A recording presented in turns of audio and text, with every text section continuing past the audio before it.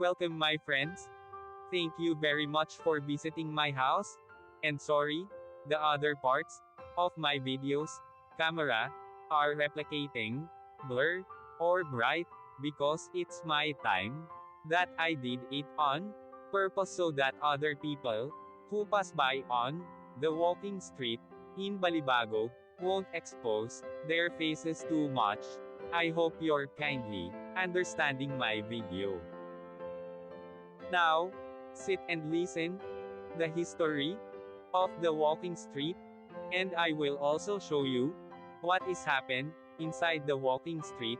If you have been here, please watching the beautiful sight at the walking street Fields Avenue, Balibago, Angeles City. Fields Avenue, Balibago, Angeles City. Fields Avenue is the name of a major street running through Balibago area of Angeles City in the Philippines. It is the center of the red light district and the bar scene of the biggest entertainment district of the Philippines. Fields Avenue in Balibago, Angeles City. The name derives from the common military practice of naming roads adjacent to airfields as Field Street or Field Avenue.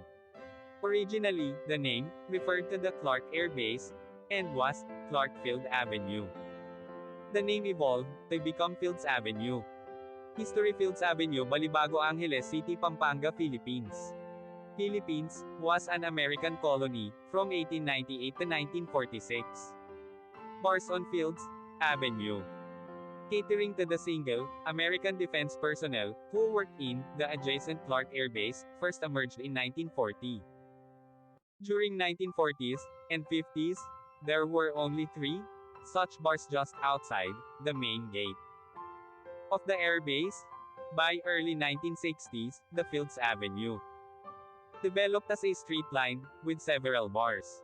From November 1955 to April 1975, America fought Vietnam War. As the number of American troops in this war grew, more and more forces were deployed at Clark Air Base or routed through it. This led to a pro-life ration of bars, live bands, and prostitution, the latter mostly by young Filipino women, most of them either teenagers or 18 hanggang 55 years old. By the 1970s, there were more than 150 bars and prostitution joints along Fields Avenue. This led to a mushrooming of related, ancillary industries in the vicinity, namely music bands, hotels, doctors, hairdressers, and money exchange, transfer services. In its heyday, Fields Avenue provided direct or direct employment to nearly 20,000 Filipinos, including plumbers, electricians, and security guards. In the 1980s, though the American presence remained steady, the bars and prostitution shops continued the pro-life rate. Many bars and prostitution dens were owned by Americans, as well as local politicians, thus leading to a nexus between the locals, politicians, and American military and ex-military personnel. With the withdrawal of American Defense Forces from Clark in 1993, many of these establishments changed hands, but continued to do business. As Clark was turned into a Special Economic Zone, SEZ, these bars and prostitution joints changed their clientele to suit their new customers, Japanese and Korean businessmen. Restaurants serving food from these countries began to appear, and signboards in these languages were put up.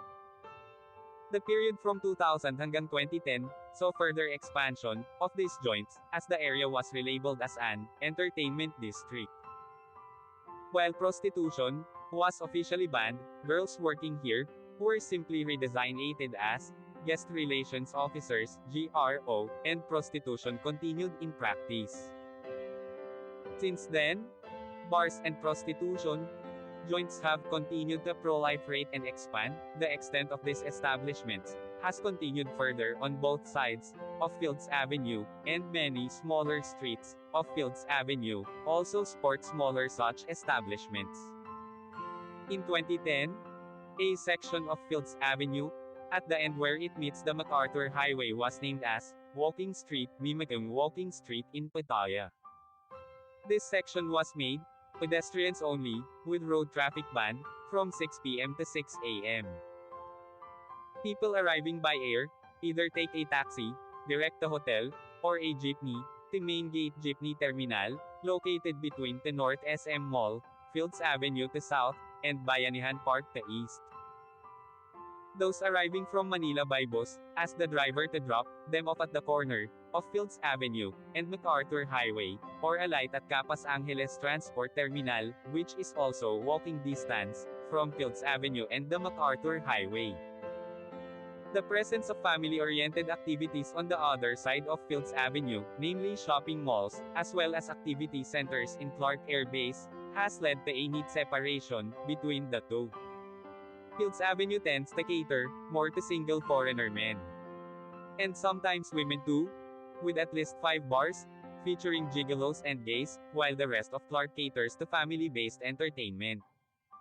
Fields Avenue remains among the safest streets in the region, with restaurants and hotels. Fields Avenue has the largest density of hotels in Philippines, catering to all budgets, from a large number of 2-star and 3-star hotels, right up to a select few luxurious 5-star hotels. Many of the bars and hotels in Fields Avenue have restaurants attached. Fields Avenue has among the largest variety of restaurants in Philippines, with cuisines ranging from European, continental, Japanese, Korean, Australian, and a select few restaurants serving Indian, Arabic, and Filipino food. Restaurants tend to have long opening hours, most of them open late and close late, up to 4 a.m., though a reasonably number of them open early, around 7 a.m. A few restaurants are open 24 hours. Most Filipino and international fast food chains including McDonald's, KFC, and Jollibee have at least one branch along or near Fields Avenue. 24 Hours Police Station is located in the center of Fields Avenue. Thank you so much. See you my next video.